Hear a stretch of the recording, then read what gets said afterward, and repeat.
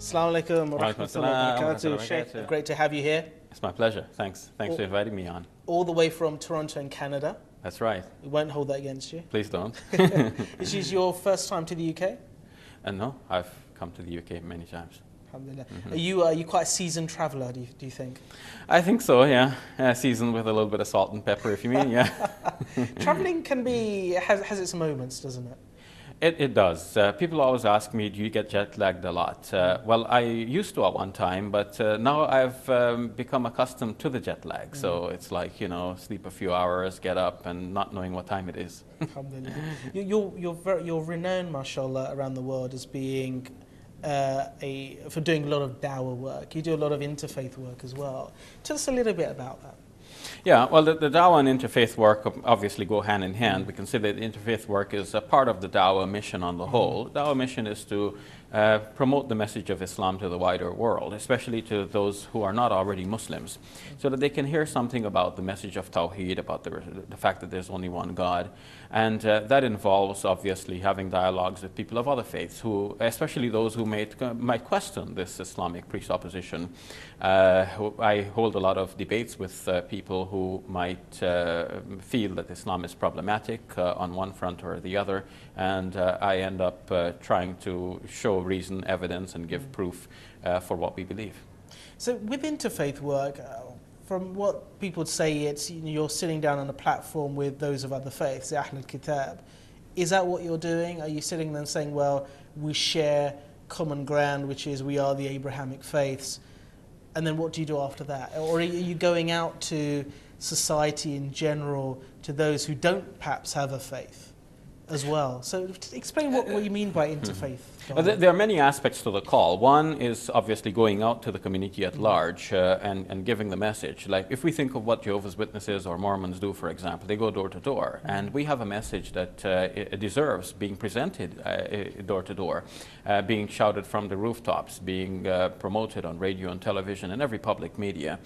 So that's one aspect of it.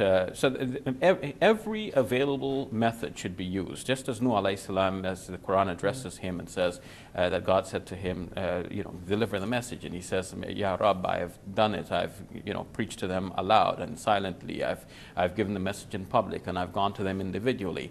So all of this is, all of these are the ways in which the Islamic message should be given. But in dialogues in particular, we have a spectrum. We have on one end people sitting together and patting each other's back and saying, okay, you're okay, I'm okay, everybody's okay, let's go home and be happy. On the other extreme, you have the approaches like, let's say, for example, what Sheikh Didat is quite known for, a kind of head-to-head debate where we battle out the issues and try to determine what is true. I think somewhere in between is the happy medium, and from that medium position, we can move to the right or to the left depending on the circumstances, the person who has invited us to have a chat, and the nature of his or her approach to the subject. So tell us about family life growing up. Growing up, I was born in Guyana in South America. Guyana, of all places, yes. I have to make sure that everyone knows that is formerly British Guyana, because I say Guyana and some people say Ghana. And just to be clear, South America is a wonderful place, but I haven't experienced much of it. I know only of Guyana. And Guyana, for those who want to situate it on the map, is right next to Venezuela, just above Brazil, and bordering the Atlantic Ocean. It is a small population, and it has continued to remain stagnant over the years because people are born, they grow up, and then they leave, sort of like me. Some people just don't know where Guyana is. Exactly. There you go. Moving there. Yeah. So there are about 12% of Muslims in the entire population, and 12%. 12%. The entire population is about 750,000. We have a lot of mosques throughout the country. It's a lot of tropical weather throughout the year. We have rain and shine, two seasons. Sure. I went to high school there, and having graduated from high school, that was the time when my parents migrated away to Canada, and I along with them. MashaAllah. So Do you have brothers and sisters? I have 2 brothers and 1 sister. One sister. Yeah. And what was that like growing up? Well, growing up, I was the youngest in the family, so I was like the baby, the Were you favorite. spoiled, do you Yeah, I would think so, yes. But I hope that didn't work out too badly for me. Yes, I was the baby of the family. And I still am considered that way. You know, when I speak to my siblings, they still see me as the younger one who deserves some love and attention and so on. Yeah, I'm a spoiled brat, you might say. How did you get on with your brothers and sisters? Were you quite mischievous, do you think? I would like to think not, but you know, now that your question is probing my memory here, I can remember occasions when I wasn't a little goody two-shoes. But you know, it's all part of growing up. It's the experiences of life. Somebody said that you know, the way in which we explore and sometimes even make mischief, that all contributes something to our experience and who we become. And yes, our mental development over time. Yes. What would you say is your fondest memory from childhood? From childhood, oh, my fondest memory I think is of my sister getting me ready for prep school. I was only about 3 years old at the time, and I can remember distinctly her buttoning my shirt and getting me ready. What were your main interests? You know, your own personal interests as you were growing up. What would you say were your sort of key hobbies? Were you a sporting man? Well, I love to play ping pong. Ping pong? Yeah. You don't hear much of that these days. And I still love to. You know, if you bring a ping pong table right now, I'll abandon this interview and we'll just go right to it. Right? Absolutely, why not? Yeah, I love the game. Yeah. I love to play chess.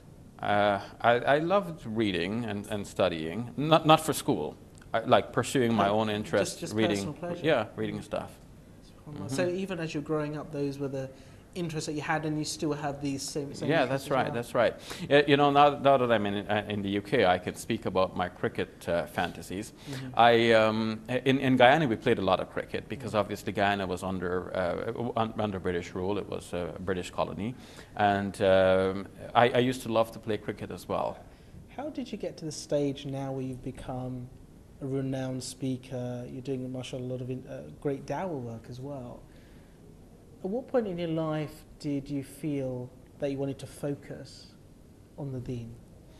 Well, when I was about 14 years old, the Imam of our village, who I remember to be a very simple man, very humble person, came to do what the Jamaat Tabligh calls the Jawla or the Gasht. But he didn't do it in a systematic way in which the Tabligh Jamaat normally does it, but he's obviously had some influence from that. And he came around to speak to my father and my elder brother to encourage them to participate in some of the activity. And I was curious, so I drew up close to find out what this was all about. And I thought that what he said made sense. He said something along the lines of, you know, the masjid is there, it belongs to all of you, it's the community masjid, and you know, you should patronize it.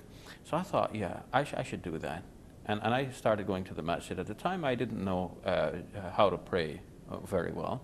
But then wanting to pray forced me to learn. So I would get my little book on Talim al-Islam, you know, with all of the basics on how to read, and try to memorize the stuff with a lot of help from my sister-in-law at the time. And before long, I could pray. And then I wanted to learn to read the Quran. So, you know, you go there, you offer the prayer, and then there's some time on your hands, and some of the seasoned brothers would guide me and teach me how to read the Quran.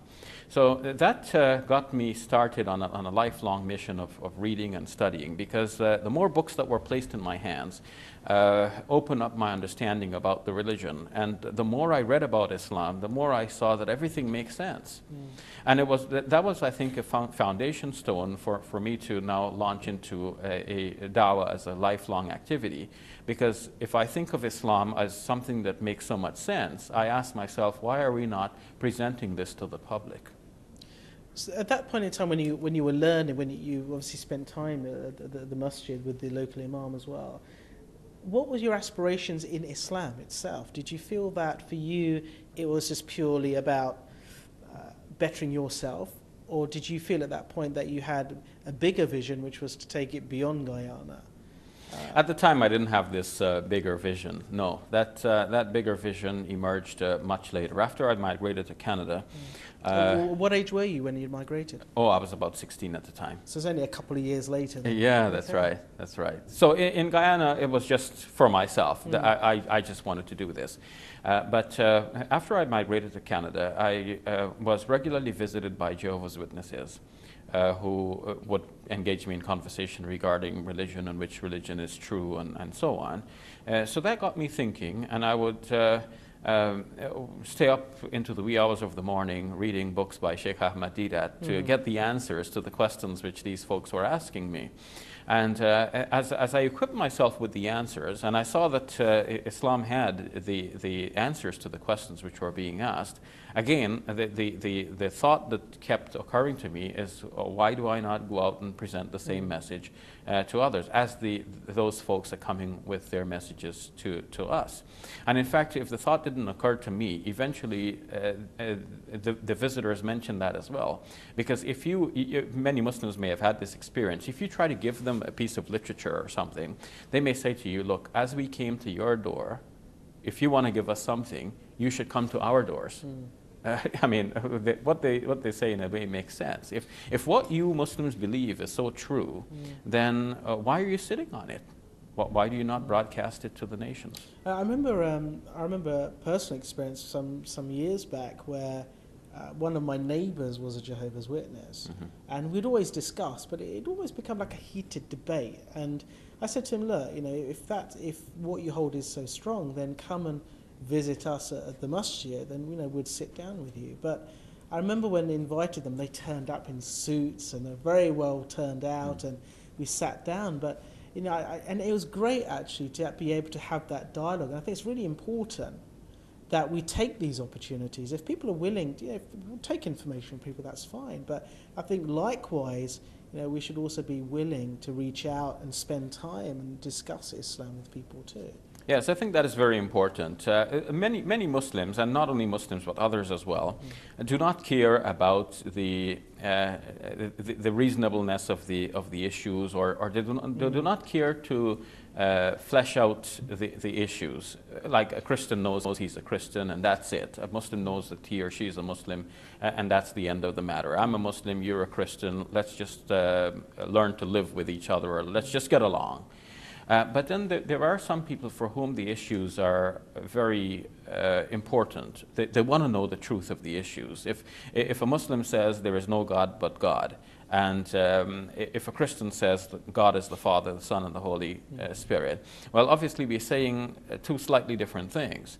And a young person, maybe 15 years old, 16 years old, for example, searching for the meaning of life and asking who I am, who am I, and why am I here in this world, and what should I do in life, and what beliefs should I adopt among the world of ideas, that person may want to know which proposition is really the true one. Which proposition should I accept, the Muslim one or the Christian one? And so that calls for a certain degree of dialogue, of discourse. And the discourse, I believe, should always be intellectual and respectful. And at the same time, they could be quite engaging. What makes you laugh out loud? I don't know. I mean, you're very questioning. On the whole, I like to laugh, and I think that laughter is good. It's good for health, and sometimes we're a little bit too serious. But one of the issues that come up often in dialogue is the question about how do you reconcile the idea of one God with the idea of God being three in one. And sometimes the way in which I've talked about the issue has promoted some laughter, though it is never meant to promote laughter. It is, it is after all a serious matter, and religion is very personal and dear to people.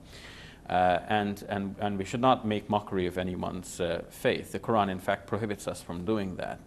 But sometimes when something is presented with a certain level of clarity, it brings a smile to a person's face. Like when the person thinks about it and says, aha, that makes sense, the person starts to smile. And sometimes it even goes beyond that and provokes a certain degree of laughter. What I have in mind specifically is that sometimes people, I might be in a debate or a dialogue and the other person says, well, God is 3 in 1, because if you think of 1, don't think of 1 plus 1 plus 1, because then you would think of 3. But if you think 1 times 1 times 1, that is equal to 1. But then in response, I would say, well, why did you stop at 3? Why don't you go 1 times 1 times 1 times 1 times 1 times 1? Because that is also equal to 1. And then you can have 5 of them lined up. Or you can go 1 plus 1 minus 1, especially if one of them died in the process, as many believe. So sometimes that strikes some people as being a little bit funny. Maybe a bit pedantic as well. Yeah, sometimes in these dialogues, we're approaching it from 2 different directions. I have my particular training and experience as a Muslim. My fellow debater, my fellow participant in the dialogue, has a very different experience and training, maybe as a Christian brought up to believe certain things. So I believe certain things, he believes certain things, and it looks like these beliefs are now a part of us. And it looks like at the end of the day, it doesn't matter what we say, we're not going to convert the other person. And sometimes that could seem frustrating, because it might look like, look, I've explained this point and it's so simply, why do you not understand the point? But I think what we need to understand is that the beliefs become so much a part of the person eventually, and maybe a part of the person's occupation. Perhaps he is, a paid servant of a church, and that is so much a part of him now that he cannot conceive how can he leave all of that, what's going to happen now in the future. So what we do in such engagements is that we speak to the audience, and even if we're not making so much sense to the other person, I don't mean you, but even if we don't make so much sense to the other person, we hope that we're making sense to the audience. And among the audience, there may be some people with good, clean hearts, open and ready to receive the truth. They're asking these questions. We have the answers. They will come at the end and embrace the religion of Islam. Sheikh, you're currently studying your PhD, I believe, in the University of Toronto. True. What else do you feel you have to achieve? After I'm done with my PhD? Inshallah, when I'm done with that, and I ask everyone to make dua that I do have success in completing that very shortly. It's been dragging on for a while, and I kept saying this year I'll finish, and next year I'll finish, and but you'll get around to it. But I'm at a point now that I really must finish, otherwise I'll run into problems with my. And if you do, what's your the topic? It is on Quranic Exegesis, which is a technical way of saying tafsir, which means that I'm studying the history of tafsir and looking at how it has developed and flowed over the ages. But once I'm done with that, I need to go back to learning the Greek language, in particular biblical Greek, and the Greek of the New Testament. I was studying it some years ago, and then I got distracted by other things, and I didn't get to the level where I can read the New Testament on my own in the Greek without the need of using the apparatuses of dictionaries and so on. So I may still need to rely on dictionaries. I think this is the level at which most people can hope to achieve as they pursue the subject. But at least I should get to a certain degree of reading ability, so that I can pick up the New Testament in Greek and point to the particular verses and read the actual Greek. And inshallah, when I'm done with that, make dua for my success. I want to study biblical Hebrew as well. Inshallah. Sheikh Shabir Ally, it's been wonderful getting to know you.